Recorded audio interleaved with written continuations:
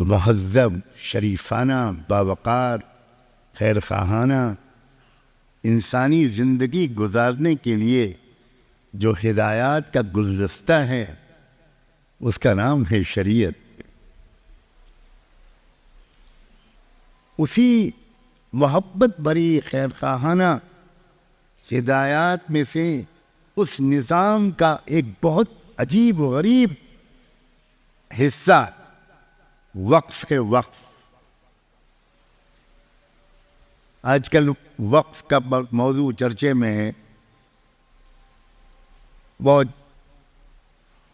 اس پر گفتگو ہو رہی ہے۔ میں آج وقف کے بارے میں 2-3 باتیں کہنا چاہتا ہوں۔ کیا ہے وقف؟ انسانوں میں ایک دوسرے کی خدمت کا مزاج شریف انسانوں میں ہمیشہ سے رہا ہے۔ مختلف قوموں نے سماج کی سیوا اور خدمت خلق کے مختلف طریقے اپنائے۔ یہ شریف انسان کی فطرت میں ہوتا ہے۔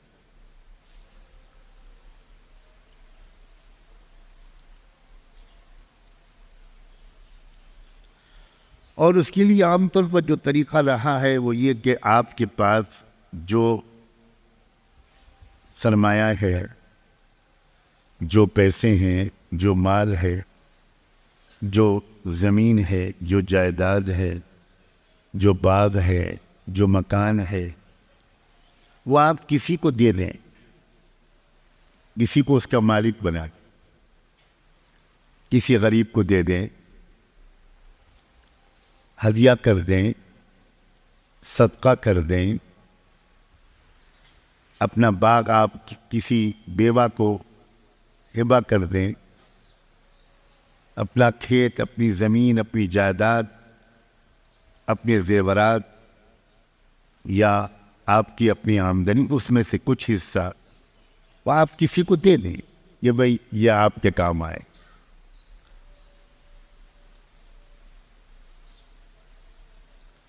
اس میں یہ ہوتا ہے، یہ اس میں فائدے بھی بہت ہیں کہ اس آدمی کی ضرورت پوری ہو جاتی، لیکن پھر وہ چیز جو ہے وہ اس کی ملکیت ہو جاتی ہے، اور پھر اس کی اولادوں میں اس کی وراثت چلتی، تو اس کا نفع ایک محدود دائرے میں ضرور پہنچتا ہے، اور یہ بھی بہت بڑی نیکی، بہت بڑی نیکی۔ انما الصدقات للفقراء والمساکین۔ اسلام نے ایک بالکل نیا طریقہ دیا ہے انسانیت کو مخلوق کی خدمت کا۔ وہ یہ ہے کہ آپ کسی چیز کے مالک ہیں، مالک حقیقی تو اللہ ہی ہیں۔ اس دنیا میں میری اور آپ کی آزمائش کے لیے عارضی طور پر اللہ نے ہم کو اس کا مالک بنا دیا۔ اب آپ یہ نیت کریں کہ یہ میرا مکان ہے، یہ میری بلڈنگ ہے، یہ میرا باغ ہے، یہ میری زمین ہے، میں اپنی عارضی ملکیت واپس لے کر اللہ کی ملکیت میں اس کو واپس کرتا ہوں۔ یہ مکان اب یہ اللہ کی براہ راست ملکیت میں ہے۔ جو ایک تھوڑی سی ملکیت قانونی عارضی میرے پاس تھی، میں نے اپنے آپ کو اس سے وڈرا کر، اب یہ اللہ کی ملکیت ہے، اور اللہ کی ملکیت ہے۔ اللہ تو اس باغ کے پھل نہیں کھائے گا، اللہ کو تو اس باغ کی آمدنی کی ضرورت نہیں ہے۔ تو اس کا مطلب یہ ہوا کہ اب آپ یہ نیت کریں گے کہ یہ باغ، یہ جائیداد، یہ پراپرٹی، یہ مکان، یہ اللہ کے بندوں کے کام آئے گا، اللہ کی بندیوں کے کام آئے گا۔ اسپیسیفکلی بھی آپ نیت کر سکتے ہیں اس شہر کے لوگوں کے کام آئے گا، بس پھر اس شہر کے لوگ ہی اس سے فائدہ اٹھائیں۔ آپ متعین طور پر نیت کر سکتے ہیں کہ بیواؤں کے کام آئے گا، اس علاقے کی بیواؤں کے کام آئے گا، صرف بیواؤں کے کام آئے گا۔ یتیم بچوں کی پرورش اور تعلیم کے لیے آپ نے یہ جائیداد وقف کی ہے، تو پھر آپ کی نیت کے مطابق اس علاقے کے یتیم بچوں ہی کے کام وہ جائیداد قیامت تک جب تک وہ رہے گی، اس کی پیداوار اور آمدنی یتیم بچوں کے کام آئے گی۔ آپ اس کا ایک پیسہ بھی استعمال نہیں کر سکتے۔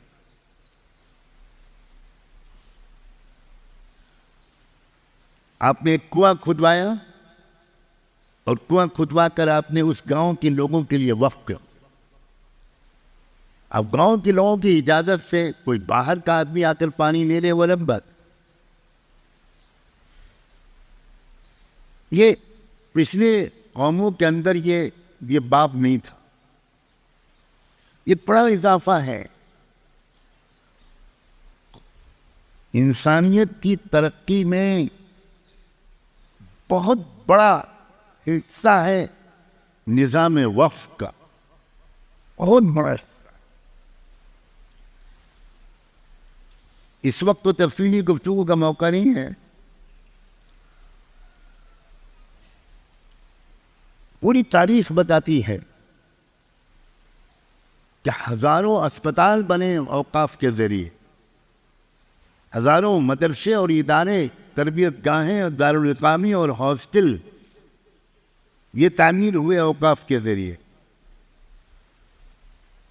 مسجدیں بنی اوقاف کی زمینوں پر، ہمارے قبرستان بنے اوقاف کی زمینوں پر، لوگوں نے اپنی زمین وقف کی کہ اس زمین میں قبرستان بنایا جائے۔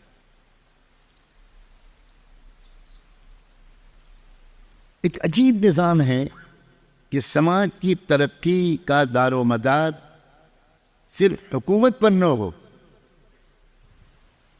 سماج کے شہری اپنی ترقی میں خود حصہ لیں، ان کا کنٹریبیوشن ہو۔ بہت خوبصورت اضافہ ہے۔ اور جب تک مسلمانوں نے یہ رواج باقی رکھا کہ فیاضی اور سخاوت کے ساتھ اللہ کے دیے ہوئے مال کو مختلف شکلوں میں لوگوں کی سہولت کے لیے، آرام و راحت کے لیے، سماج کی ترقی کے لیے اپنی جائیداد کو وقف کرتے رہے، باغوں کو، زمینوں کو، کھیتوں کو، مکانات کو پورے گاؤں لوگوں نے وقف کیے، اس سے اتنی تیز رفتار ترقی ہوئی ہے انسانیت کی۔ میں اس سے پہلے بارہا کہہ چکا ہوں کہ ہزار سال سے دنیا چل رہی تھی، لیکن جو انسانوں کی دنیاوی ترقی سیدنا محمد رسول اللہ کے بعد ہوئی ہے، وہ دنیاوی ترقی اس سے پہلے کی لاکھوں سال میں نہیں۔ وَمَا أَرْسَلْنَاكَ إِلَّا رَحْمَةً لِلْعَالَمِينَ۔ اخلاقی اور دینی ترقی تو سب جانتے ہی ہیں، مانتے ہو یا نہ مانتے ہو۔ پوری تہذیبوں کی اور قوانین کی تاریخ میں وقت کا تصور کبھی نہیں تھا۔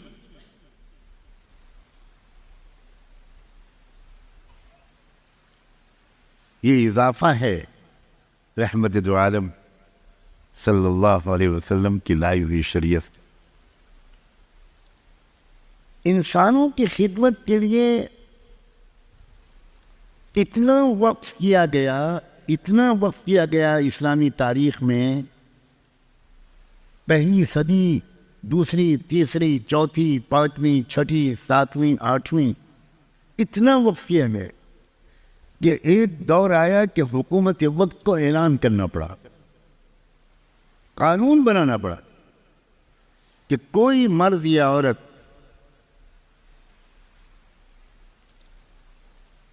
سرکاری دفتر سے مشورے کے بغیر اپنی کسی جائیداد کو وقف نہ کرے. یہ پابندی لگانی پڑے.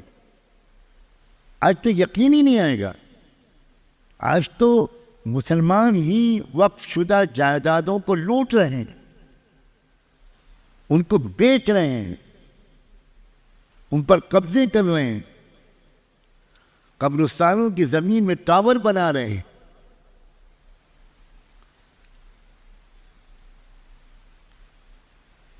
حکومت کو یہ اعلان کرنا پڑا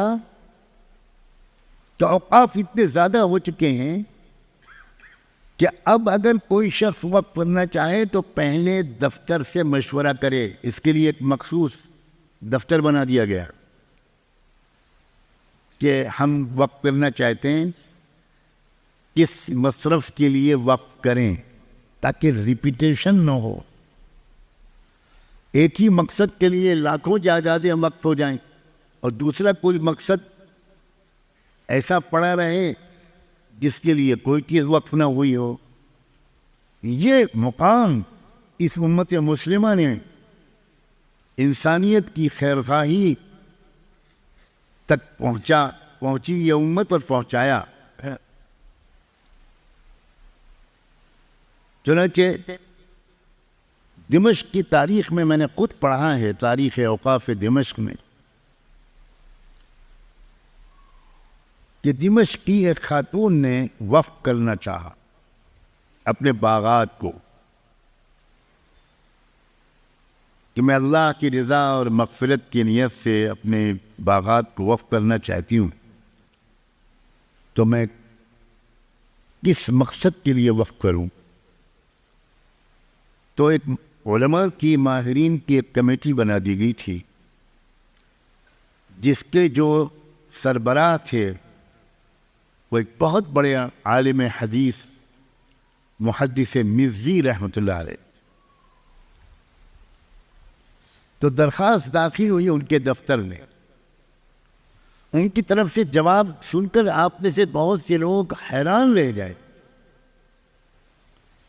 جواب یہ آیا, انسان کی کسی ضرورت کے لیے وقت کی کوئی ضرورت نہیں بچی, اس لیے انسانوں کے کسی ضرورت کے لیے وقف نہ کیا جائے.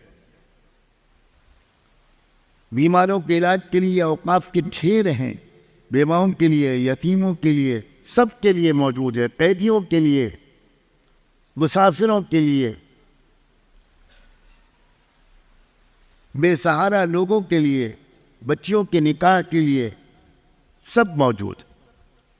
البتہ دفتر کی طرف سے اس خاتون کو جواب گیا کہ ہمارے ملک میں سائبیریا کے علاقے سے پرندے اڑ کر آتے ہیں, کبوتر اور دوسرے پرندے, وہاں کی شدید سردی سے بچنے کے لیے. -50 -60 وہاں کا درجہ حرارت ہوتا ہے. اس سے بچنے کے لیے ہمارے فلسطین اور شام کے علاقے میں 4 مہینے کے لیے پرندے آتے ہیں, اور وہ 4 مہینے سردی کے یہاں گزارتے ہیں.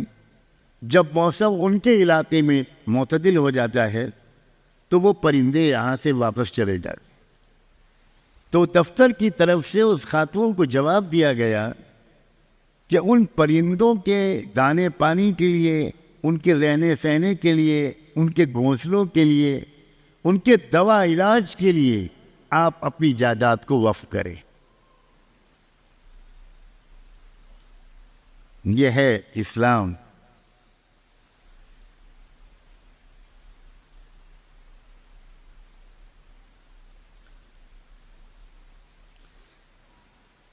بعض لوگوں کی درخواست کے جواب میں یہ جواب آیا کہ آدھی مملکت میں نالیاں کھد گئی ہیں, پانی سڑکوں پر نہ آئے, گندگی کچرا نہ ہو, تو وہ ڈرینیج سسٹم بنا دیا گیا ہے بغداد میں اور تمام شہروں میں. تو پانی کا بہاؤ, گھروں کا پانی, استعمال شدہ پانی وہ جا رہا ہے نالیوں میں, لیکن بہت سے شہروں میں ابھی نالیوں کا کھودنا باقی ہے. تو آپ اپنے مال کو نالیوں کے کھودنے کے لیے وقف کر دیں. یہ ہے اسلام. اس اسلام کو سمیٹتے سمیٹتے سمیٹتے سمیٹتے ہم لائے ہیں کرتا پاجامہ ٹوپی داڑھی تن اور بڑا. اس اسلام کو فتووں کا مجموعہ ہم نے بنایا. دھمکیوں کی آواز اسلام کو بنا دیا ہے.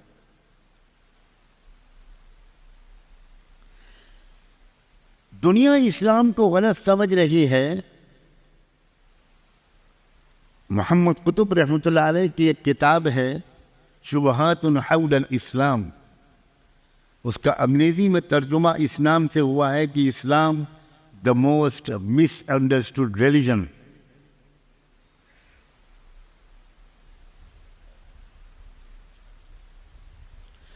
دنیا اسلام کو صحیح نہیں سمجھ پا رہی، لیکن میں پوچھتا ہوں کیا مسلمان اسلام کو صحیح سمجھ رہے ہیں؟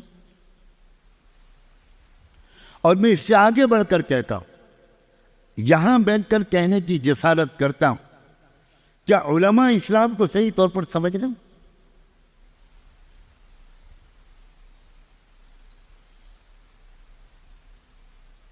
کیا ایک پڑھے لکھے آدمی کو ہمارے جیسے آج کے مولوی کی تقریر سن کر یہ لگتا ہے کہ موجودہ دنیا کی مہنگائی کا علاج اسلام ہے، ذخیرہ اندوزی کا علاج اسلام ہے، بے روزگاری کا علاج اسلام ہے، آپس میں نفرت اور بے اعتمادی کا علاج اسلام ہے، ملکوں کے اندر پرامن بقائے باہمی پیسفل کو ایگزسٹنس کا ماحول بنانے کا واحد راستہ اسلام ہے. یہ مطلب نہیں کہ سب اسلام لے آئیں، بالکل نہیں. یہ تو کبھی نہیں ہوا. حضور کے زمانے میں نہیں، صحابہ کے زمانے میں نہیں.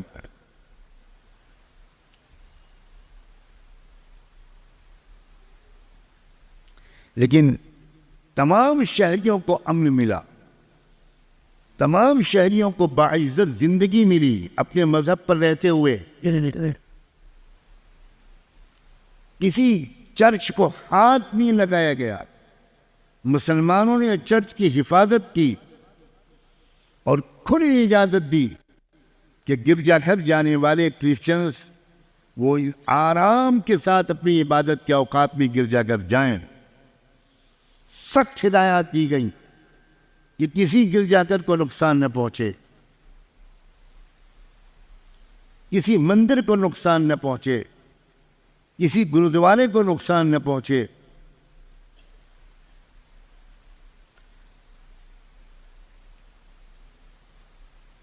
دنیا اسلام کو صحیح نہیں سمجھ پا رہے ہیں. اس پر کوئی خاص تعجب کی گنجائش نہیں ہے. مسلمان نہیں سمجھ پا رہے ہیں.